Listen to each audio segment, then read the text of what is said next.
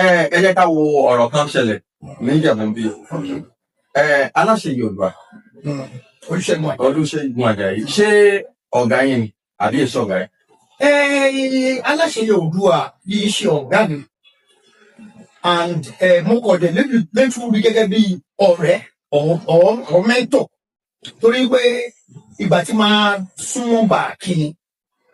orúkọ Aláṣẹ Yorùbá ń jẹyọ bó jẹ́ jẹ́ pé àjọ rìn látọ̀dọ̀ bá kíni ọ̀gbà míì wọ́n lọ pé àlẹ́ bá ní àbá kí iṣẹ́ wa ní àwọ̀ àwọn tó wà nílẹ̀ kó báyìí àwọn àti Aláṣẹ Yorùbá àwọn fẹ́ àjọ fẹ́ lọ sí so wọ́n jẹ́ kí n mọ̀ wípé Aláṣẹ Yorùbá pé ọmọ àwọn ni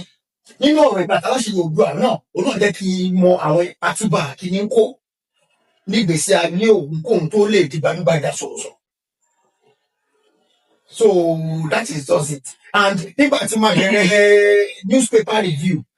níwájú ilẹ̀ iwájú Ọlọ́run ìgbà tí màá bẹ̀rẹ̀ rédíò lẹ́sẹ̀fẹ̀ ordinary radio presentation ni mo bẹ̀rẹ̀ ká ṣe ètò onígbàgbọ́ tó lọ bàtà lè máa ṣe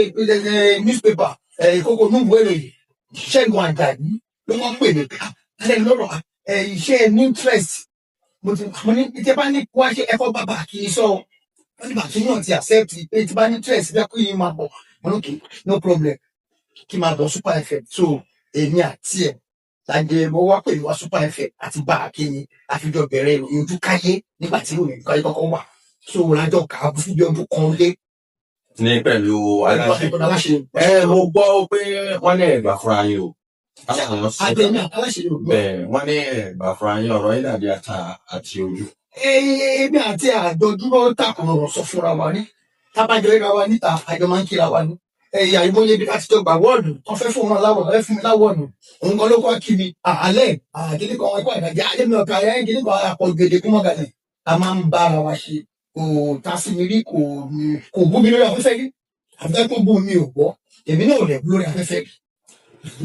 Torí ẹ wáyé tọ́jú fẹ́ yà bẹ́ẹ̀ ló pé àwọn èèyàn sọ ẹ̀yin lè má pọ̀ gẹ́gẹ́ bí ọ̀rọ̀ àwọn àgbà ni wọ́n ní ọlọ́rọ̀ àbètí dìde nígbà tí wọ́n ní Lion FM dé ní 2021 kan ní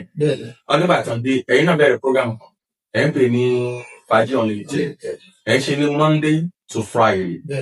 wọ́n ní Aláṣẹ Yorùbá náà ṣe program kan ní 3 to 4 Gbangba Wálé Monday to Friday wọ́n ní ìṣe t'Aláṣẹ Yorùbá ń ṣe lẹ́ ń kọ́pì ìletò wọ́n ní ọ̀rọ̀ yẹn gan fẹ́ di controversy láàrin yìí. ẹ bọ́ tí o program àwọn méjèèjì yàtọ̀ torí pé initially in the history of Gbangba Wálé nígbà tí Aláṣẹ Yorùbá bá fẹ́ lọ sí leave